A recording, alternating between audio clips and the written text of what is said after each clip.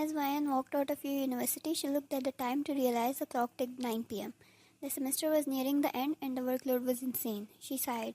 She was planning to get a part-time job, but university kept her busy the whole time. She really needed to take care of her expenses.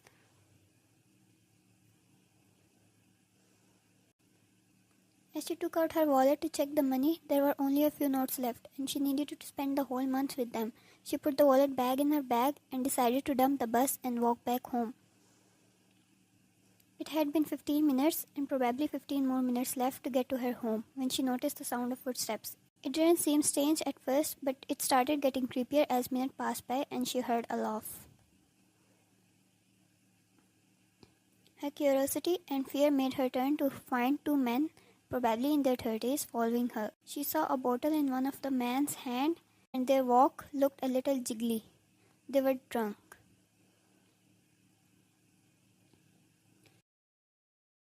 She gulped and instantly turned to her front, picking up a pace. She held the straps of her bag tightly. It was not her first time walking back home, but definitely first time getting stuck in such a situation. She felt goosebumps and sweat trickling down her back.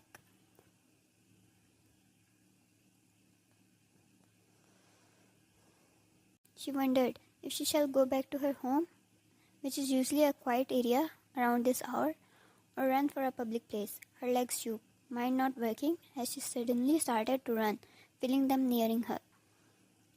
She heard the yell of the man behind her as they started to run after her too. Just why in the hell she took the shortcut?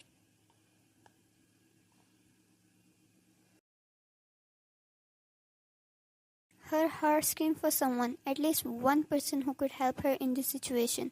She couldn't think straight as she only focused on running. "Man, you girl, stop there," he said as he threw the bottle her way, which smashed beside her foot. Vian screamed, her heart almost jumping out of her chest, paralyzing her for a moment.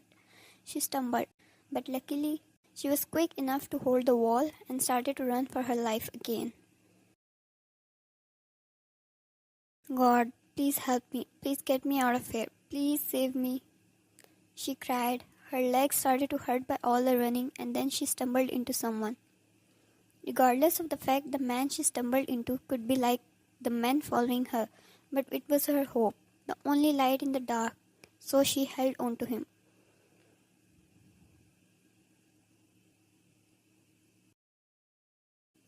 Her hands were shaking as she held his collar and stood close to him.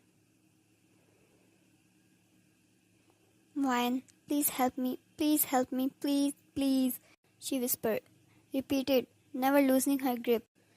She had not even seen the face of the stranger she was holding. The man was taller than her by 7 inches. He had broad muscles and calm presence, judging by the fact he was not slightly affected by the whole situation. "Lady?" came a deep voice out of the man. Ryan held on to for her dear life. She flinched as she heard the running footsteps behind her and instantly got on her tiptoes. It was in the moment. She was ready to do anything that could get her out of this situation. The thoughts running in her head like a marathon of each possibility that could happen if those men got their hands on her. It was terrifying. As she pulled the man down by the collar and crashed her lips against his, she didn't even once think about the possibilities of getting out of one trouble and falling into an even bigger one. Her eyes screwed shut as she held onto the stranger for her dear life.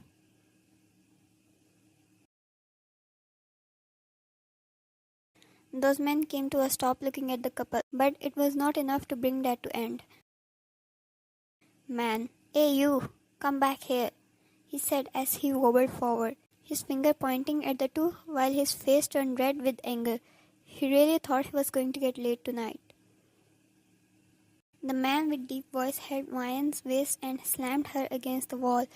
He kissed her back with such passion and domination that even a 5-year-old could tell, if you messed with the lady, you'd be practically digging your own grave.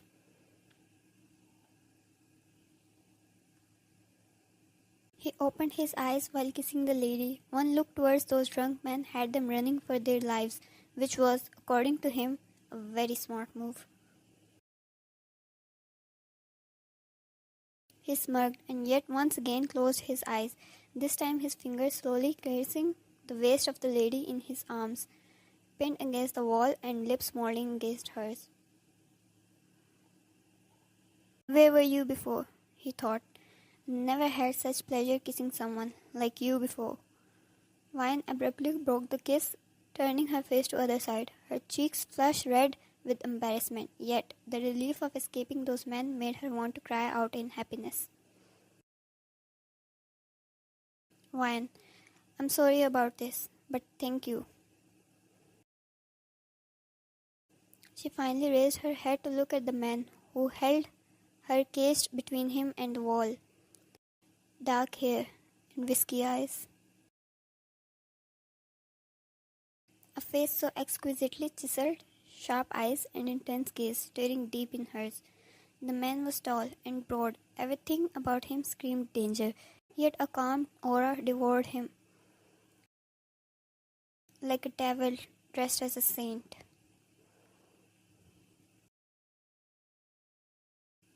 It's amusing, he said. How you considered the best idea to escape them was to kiss a stranger.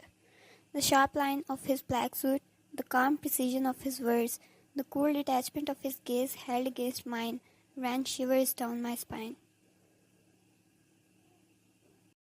The traits of someone who worshipped logic and power. When I was scared. I'm sorry. It was without your consent. Knave, he thought as he leaned down to her level. His hand stayed on the wall on either side of her fragile frame.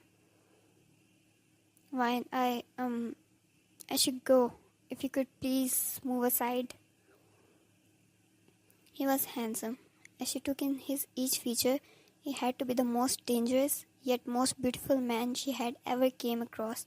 A part of her screamed at her to run away, yet another part wanted to kiss him again, till she was breathless.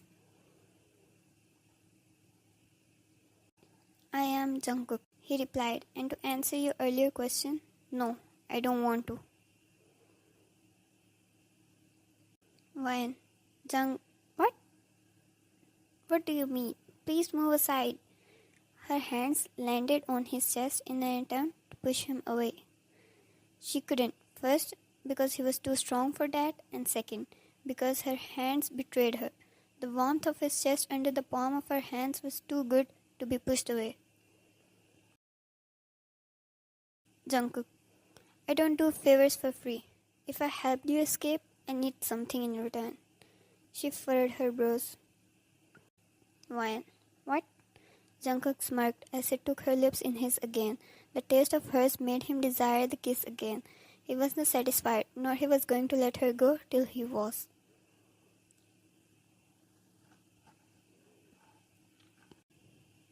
Vine shut her eyes tightly, curling her hands into fists against the wall, before she slowly let go of herself and held him by his clothes.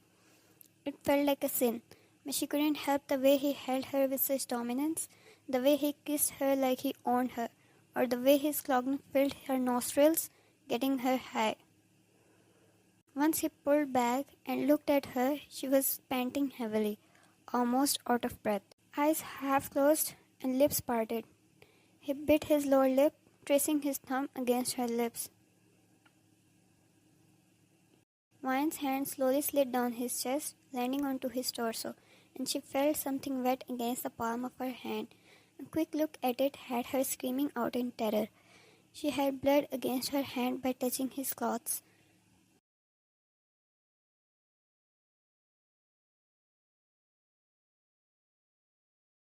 Her terror-filled eyes found his again, who stood there all calm, with a smirk on his lips. Jungkook, be careful next time, darling. I'm not always this easy. He stepped back and walked away, leaving her there all alone, drowned in her fear. 1,000 questions ran through her mind, but the worst of it was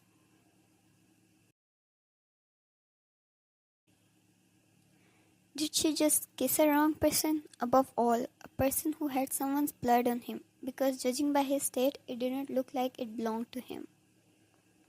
She ran back home and promised herself not to get in such a situation ever again.